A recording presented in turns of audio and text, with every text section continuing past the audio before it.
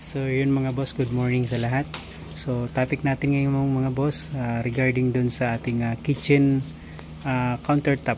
Okay, so ito na yung nagawa na ni boss Joseph, yung kitchen countertop mga boss. Okay, so dito naman yung hugasan, sa kabila naman yung lutuan mga boss. Okay, so ito naman yung pupormahan.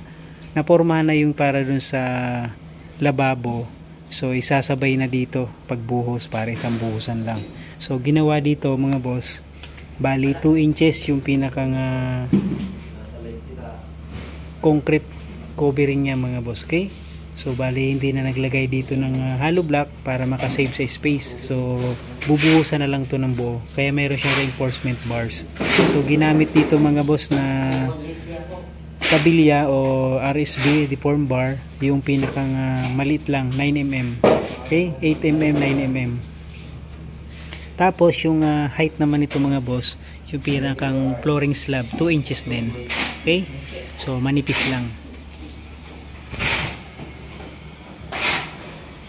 So ito yung magiging butas ng lababo. So kuhanin nyo, pinakang ideal, kuhanin nyo yung pinakang butas, yung ilalim nung ilalagay dito mga boss, i-actual para mas maganda, walang sabit.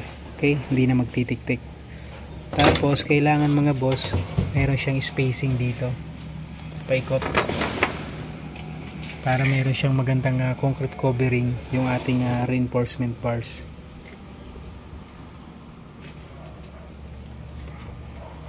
Dito naman sa cooktop, ito naman mga boss, bali na layout na. Okay, so may butas din to. So hindi na uso ngayon yung yung nakapatong. So ngayon nakalubog na siya. Okay, so parang ang diskarte nito kagaya din nitong lababo. Okay, yung sink na nakabaon. So mayroon din siyang forma dito na hindi na bubuhusan. Okay, so kagaya nito mga boss. Ito butas to.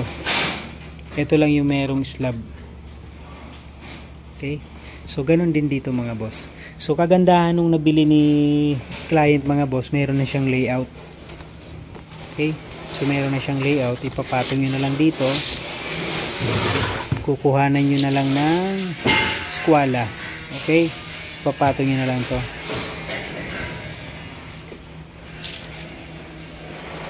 So kailangan mga boss, i-actual natin yung pinakang dimensions o size nung cooktop. Okay, yung lutuan tsaka yung sink, yun ang pinakamahalaga.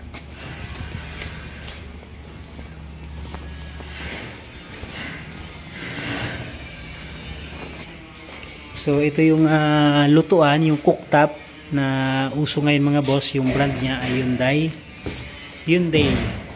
Okay,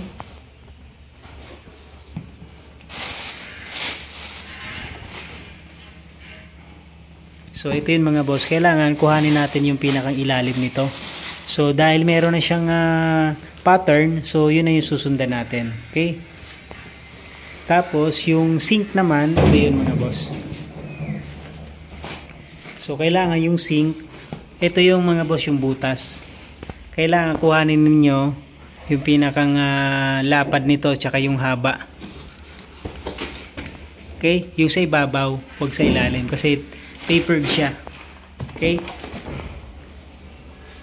so ito yung mga boss, yung malaki. So ito yung kukuha na natin ng sukat para dun sa magiging butas natin sa paggawa ng forma dun sa slab mga boss. Okay,